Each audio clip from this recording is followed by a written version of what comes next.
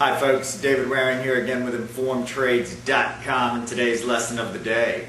In our last lesson we looked at the Producer Price Index, an indicator which gives us insight into the producer price pressure side of the equation.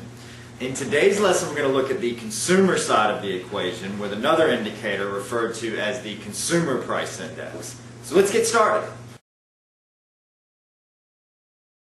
Released at 8:30 a.m. Eastern Standard Time on approximately the 15th of each month, the Consumer Price Index is a measure of the changes in prices paid by urban consumers for a fixed basket of goods and services. Where the Producer Price Index, which we learned about in our last lesson, measures the increase or decrease in the price producers receive for their goods, the Consumer Price Index measures the price that consumers pay for those goods.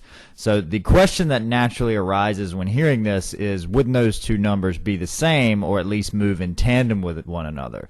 And the answer to that question is not necessarily, for the following reasons. Number one is the PPI is designed to measure the entire marketed output of U.S. producers, which includes goods and services purchased by other producers. The CPI, on the other hand, includes only goods purchased by consumers. Okay. Number two is that imports are excluded from PPI but included in the CPI. And then number three is taxes paid as part of the purchasing price by the consumer are included in the CPI but not in the PPI. Okay, so the important thing to understand here is that while changes in PPI are normally looked at as having a predictive power as to changes in the Consumer Price Index or CPI, a rise or fall in the PPI does not necessarily mean this, that the same rise or fall in the CPI is coming. As this is the case, and as the CPI is the end price paid by the consumer, it's this number that best represents the level of inflation in the U.S. economy. And one of the things, if you've been following the news recently, that's that there's been some talk about here is that producers are not actually being able to pass a lot of the price increases that they're getting along to the consumer, and you're seeing things like restaurants switching out different ingredients and stuff to try and avoid passing those price increases along to the consumer, with some of the commodity prices rising so drastically in the recent past.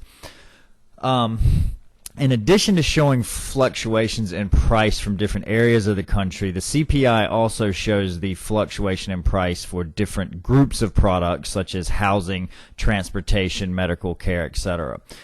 This allows traders to see not only the price fluctuations of the overall economy, but like the PPI for different areas of the economy, so where consumers are getting hit with the most price increases or where the most price fluctuations are throughout the country.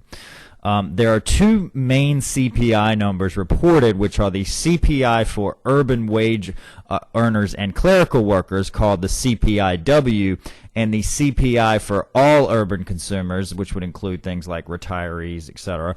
And this is the CPI-U, that's called, which basically give two separate numbers for price increases, like I say, experienced by working people, and then price increases experienced by all consumers. As with the PPI, the Consumer Price Index is also presented without volatile food and energy included, and this core CPI number, or the CPI-U minus food and energy price increases, is the most widely followed number, and that's the number that you normally hear reported when people refer to the CPI. So, as we've learned in previous lessons, the level of inflation in the economy has a huge effect on the market. So the CPI is as the CPI is the primary measure of inflation, fluctuations in this number can create large market volatility as well.